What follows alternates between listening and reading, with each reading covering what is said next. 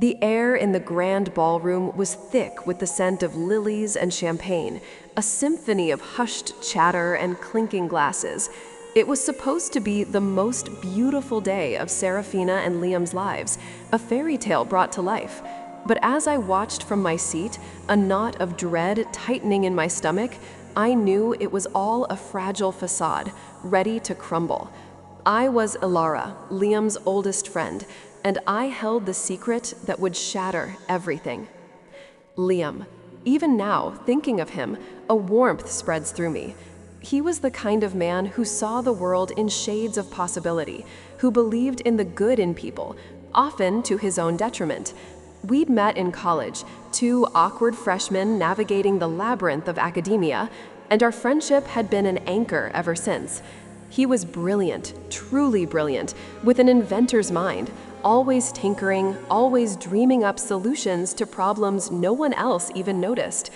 But he lacked a certain ruthlessness, a self-promotional instinct that society often demands. He was a gentle soul, and that gentleness, I feared, was what made him a target. Serafina, his bride, was the complete opposite. She was a whirlwind of energy, beauty, and ambition, the kind of woman who commanded attention without even trying. She was also the daughter of Mr. Henderson, a titan of industry, a man whose name was synonymous with success, and, as I would come to learn, a chilling disregard for anyone who stood in his path. When Liam first told me about Serafina, I was skeptical. They were so different. But Liam was utterly smitten, blinded by her vivacious charm and the glittering world she inhabited. He saw a depth in her that I, frankly, struggled to find. My first meeting with Mr. Henderson was a masterclass in condescension. It was at an engagement dinner, a lavish affair where every fork and spoon seemed to gleam with judgment. Mr. Henderson, a barrel-chested man with eyes that seemed to constantly assess your net worth, barely acknowledged Liam. He spoke at him, not to him, peppering his sentences with backhanded compliments and thinly veiled criticisms. "Liam, you're a bright young man, for someone who chose academia over real-world opportunities." Or, "Serafina tells me you're working on some project. Hope it's more lucrative than your last one." Each word was a tiny barb, designed to diminish, to remind Liam of his perceived inadequacy compared to the Henderson empire. Liam, bless his heart, would just smile and try to engage, eager for approval. He truly believed that if he just worked hard enough, proved his worth, Mr. Henderson would see him as a son, not just a convenient husband for his daughter. But I saw the slow erosion of Liam's confidence, the way his shoulders would slump slightly after a conversation with his future father-in-law. Serafina, meanwhile, would either laugh it off, saying, "Oh, daddy's just old-fashioned," or she'd try to mediate, gently chiding her father, but never truly standing up for Liam. It was infuriating to watch. The tension escalated steadily throughout their engagement. Every family gathering, every dinner, was a fresh opportunity for Mr. Henderson to chip away at Liam's self-esteem. He'd mock Liam's modest apartment, his preference for public transport, his refusal to join the family business, a business, I might add, that Liam found morally questionable, built on aggressive takeovers and ruthless cost-cutting that often left smaller companies devastated. Liam was too principled for the Henderson machine, and Mr. Henderson clearly saw that as a weakness, not a strength. The secret, the one I carried like a lead weight in my chest, came to light almost accidentally. Liam, ever the inventor, had been approached by a venture capitalist firm a few years prior, long before he met Serafina.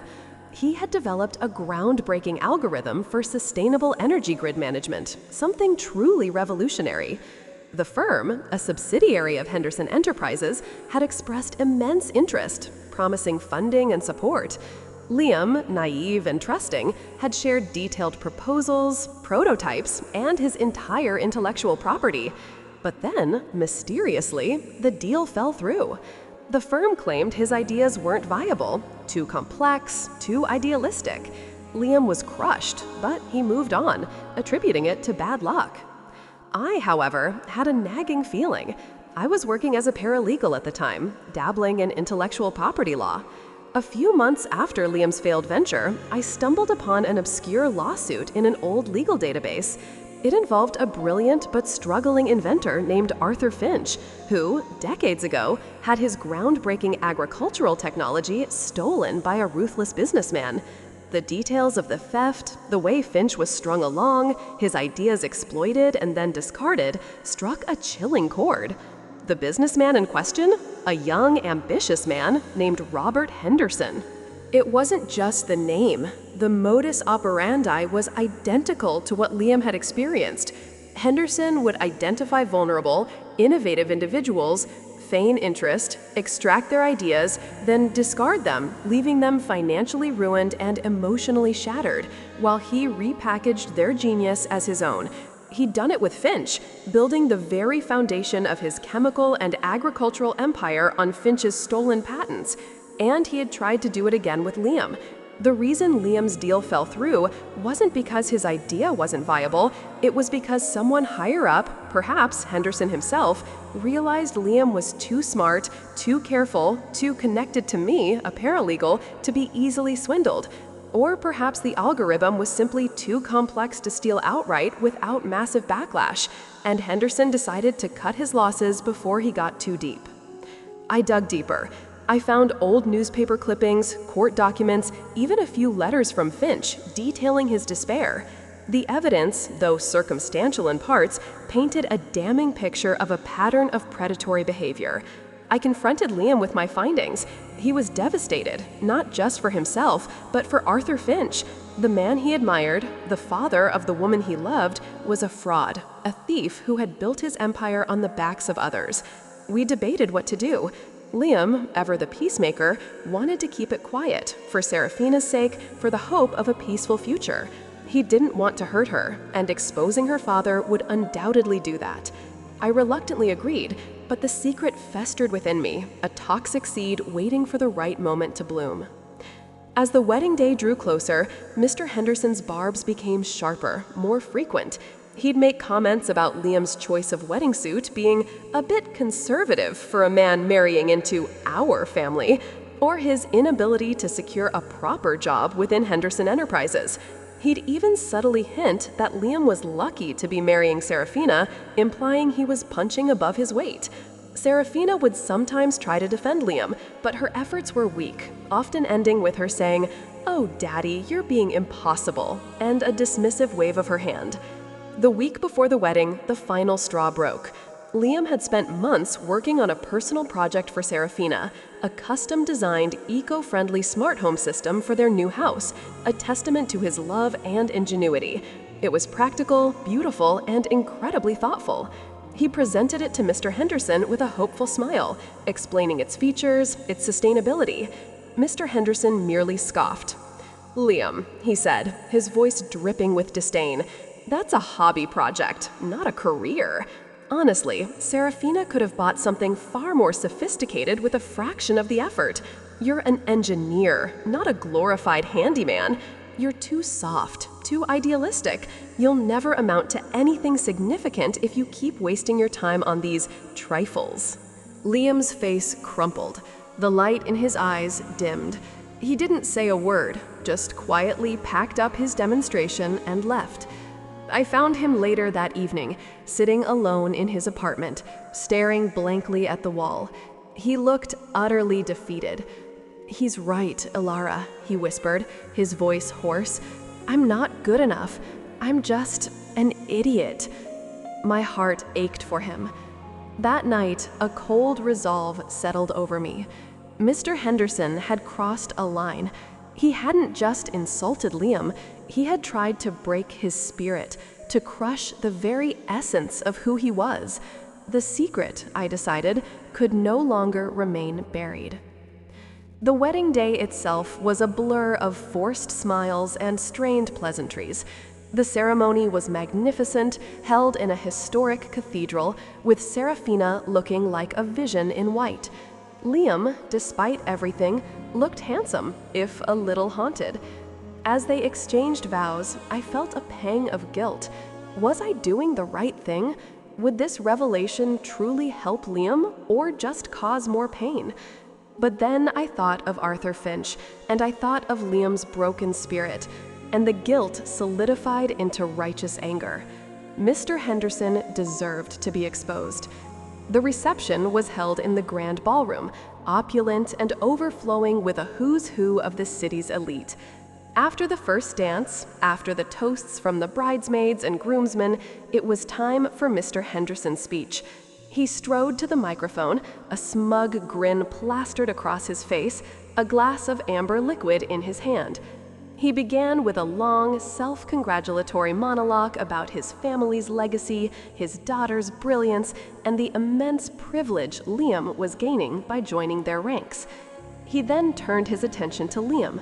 The smile didn't leave his face, but his eyes narrowed, glinting with malice. "And then there's Liam," he boomed, his voice echoing through the room. "A fine young man, certainly. He's got potential, though he does tend to get caught up in his head, pursuing these quaint ideas. He's a dreamer, you see. And while Serafina is a woman of action, a woman who builds empires, Liam needs a steady hand. He needs guidance. He needs someone to show him the ropes, to keep him grounded. Because frankly," and here he paused, letting his gaze sweep across the silent room, settling on Liam, who was visibly shrinking in his seat, left to his own devices, Liam is, quite simply, an idiot. The word hung in the air, a venomous echo. A collective gasp rippled through the crowd. Serafina's face flushed crimson, a mixture of embarrassment and anger. Liam looked as if he'd been slapped. His eyes, usually so full of life, were now hollow, devoid of hope. That was it. My breaking point. The moment I had been waiting for, the moment I had dreaded, had arrived. I stood up. My chair scraped loudly against the polished floor, drawing every eye in the room to me. Mr. Henderson, still at the microphone, looked annoyed. "Is there a problem, young lady?" he snapped, his voice tight with impatience. My heart was pounding, a frantic drum against my ribs, but a strange calm had also settled over me. This was for Liam. This was for Arthur Finch. This was for every dreamer crushed by men like Robert Henderson. "Yes, Mr. Henderson," I said, my voice surprisingly steady, carrying clearly across the stunned silence. "There is a problem. You just called the groom, Liam, an idiot, and I think it's time everyone here knew exactly what kind of genius you truly are." Chaos erupted. Serafina gasped, her hand flying to her mouth. Liam looked at me, bewildered, a flicker of fear in his eyes. Mr. Henderson's face turned purple. "How dare you interrupt my daughter's wedding?" he roared, his booming voice losing its polished edge, revealing the brute beneath. "Security, get this woman out of here." "Oh, you want me out?" I retorted, my voice rising, fueled by years of suppressed anger. "Not before I tell everyone how the great Robert Henderson built his empire. Not before I tell them about Arthur Finch." The name hung in the air, a forgotten ghost. A few older guests exchanged confused glances. Mr. Henderson, however, froze. The color drained from his face, leaving it a sickly gray. He suddenly looked very old, very vulnerable. "What are you talking about?" he stammered, trying to regain his composure, but his voice was shaking. "I'm talking about how you, Mr. Henderson, stole Arthur Finch's groundbreaking agricultural technology decades ago," I declared, projecting my voice, ensuring every ear in the room could hear. "How you strung him along, promised him a future, and then systematically stripped him of his intellectual property, leaving him bankrupt and broken, while you took his genius and branded it as your own. The very foundation of Henderson Enterprises, the wealth you flaunt, was built on the back of a man you ruined. A true idiot, Mr. Henderson, knows when to recognize genius, even if he has to steal it. I didn't just speak, I presented. You see, I've done my research. I found the old patents, the legal filings, the letters. Arthur Finch's original patents for bioenhanced soil nutrients, filed in 1978, mysteriously resurfaced under Henderson Chemicals' name in 1982, slightly modified, but unmistakably his. The lawsuit he filed, quickly settled out of court with a hefty non-disclosure agreement, silenced him, but couldn't erase the truth. I even have copies of correspondence between your early company and Mr. Finch, detailing his ideas before you conveniently lost interest and then rediscovered them as your own. The ballroom was no longer filled with the scent of lilies, but with the stench of scandal. Whispers erupted, louder this time, morphing into a roar. Guests were pulling out their phones, murmuring furiously. Serafina was openly weeping, looking between her father and me, her perfect wedding dissolving before her eyes. Liam, initially stunned, now had a look of dawning horror, then, finally, a flicker of understanding, and perhaps a hint of grim satisfaction. Mr. Henderson, recovering from his initial shock, lunged towards me, his face contorted with rage. "You lying bitch! This is slander! Get her out!" But before he could reach me, security, now thoroughly confused, intervened, holding him back. He was screaming, denying everything, but his desperate denials only fueled the whispers, confirming the suspicion that had just been planted. "Ask him, Serafina," I cried over the din, my voice hoarse now. "Ask him about Arthur Finch. Ask him how he truly became the man he is." Serafina, her face stained with tears and smeared makeup, couldn't look at me, couldn't look at her father. She just stared at Liam, her husband of mere hours, who was now standing, looking utterly heartbroken and betrayed, not by me, but by the ugly truth that had just been laid bare. The wedding ended in utter disarray. The guests, appalled and scandalized, fled the ballroom. Serafina eventually ran out, followed by a frantic Liam, who, despite everything, still tried to comfort her. Mr. Henderson was left screaming at the security guards, his meticulously crafted image shattered into a million pieces. I stood there, trembling, the adrenaline slowly draining from my body, leaving me hollowed out but strangely vindicated. The fallout was immense. The story, fueled by smartphone recordings and leaked documents I anonymously provided to a few brave journalists, exploded in the media. Henderson Enterprises faced a massive public backlash, investigations, and a precipitous drop in stock value. The family's reputation, once pristine, was now irrevocably tarnished. Mr. Henderson, the self-made genius, was exposed as a common thief, a corporate predator. He eventually faced legal challenges, old wounds reopened, and his empire began to crumble. Serafina and Liam's marriage, as predicted, did not survive. Serafina struggled to reconcile the father she adored with the monster I had exposed. The trust was broken, not just between them, but within her own perception of her family. Liam, while initially grateful for the truth, found himself caught in the crossfire of a public scandal that wasn't his doing. He tried to support Serafina, but the weight of her father's crimes and her own inability to truly confront them proved too much. They separated a few months later, quietly, painfully. Liam, however, found a strange liberation. Free from the shadow of Mr. Henderson's disapproval, he finally pursued his own path, his own innovative projects, with renewed vigor. He built a small, ethical startup, attracting investors who valued his integrity as much as his genius. He became the man he was always meant to be, unburdened by the need for external validation.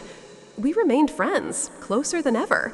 He never explicitly thanked me for what I did at his wedding, but the quiet understanding in his eyes, the way he looked at me with respect and gratitude, was thanks enough. Sometimes I wonder if I went too far, if the public humiliation was truly necessary. But then I remember Liam's defeated face, the venom in Mr. Henderson's voice, the injustice inflicted upon Arthur Finch, and the doubt fades. Some secrets are meant to be kept, for protection, for peace. But some secrets are a poison, a festering lie that needs to be brought into the light, no matter how much it burns. On that wedding day, I chose to ignite the fire, to shatter the illusion, and in doing so, I finally set Liam free. The cost was high, but the truth, I believe, was worth every single shard of glass.